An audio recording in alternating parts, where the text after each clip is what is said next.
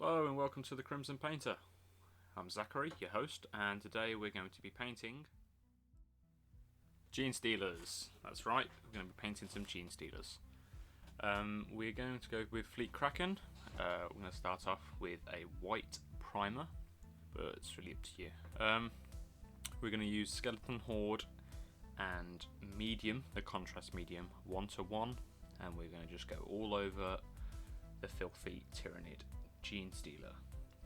Just get a nice, flat, smooth coverage, just work it all over the model. There's not much to it, to be honest. Don't let it pull, and if you want a second stronger coat, just go for it. I've only done the one. The aim with this model is it's so you can get groups done pretty fast. Termagants, Hormagaunts, you name it, you'll be able to do it pretty fast. So this is what we're looking like after like a minute, 2 minutes of painting, if that really. Just make sure you catch everywhere, because you'll see it if you don't.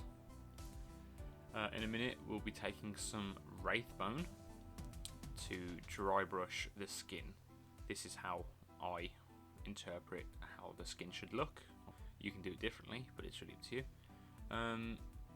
So yeah, get yourself some kitchen paper towel.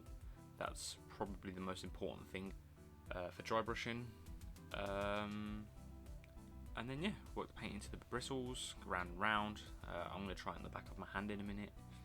So yeah, you'll get a thumbs up from me in a minute, but get it to a stage that you're happy with.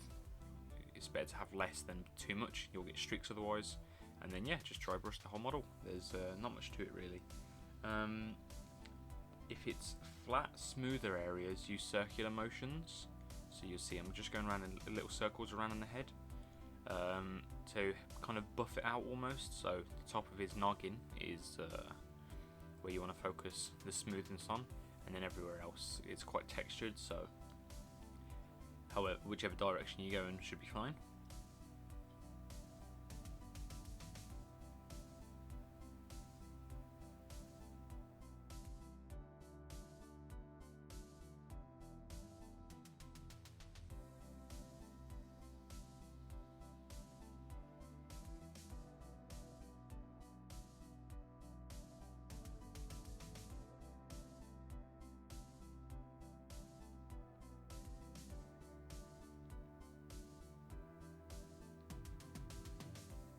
You can always do second coats, and if you wanted to, if you want to take it further, you could always add a little bit of white in there and focus it around the facial structure on the Gene Stealer. We're aiming for quality and speed. You don't need to do white on the face. Remember, you're gonna have like squads of 5 or 10 of these. So, and unless someone picks it up and goes, oh wow, look at the white that you've used on the face, it'll get missed anyway from arm's distance and further.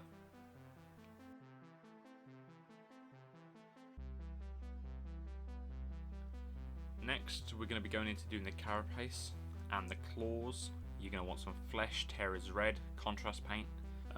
Use it straight out of the pot or on a palette, it's really up to you. I use a palette so I gauge how much is on the brush. This is a very strong, potent colour, so take that into consideration when you're painting. Using a big brush here, but if there's areas that you can't get to well close to skin, then I'd swap out to a smaller brush. When using contrast paints, especially on flat surfaces, make sure in your best ability that you do it in as few strokes as possible. You'll get less patchiness this way, and you'll get an overall smoother finish. With the power of editing, we have a fully red Gene Stealer. Leave the tongue.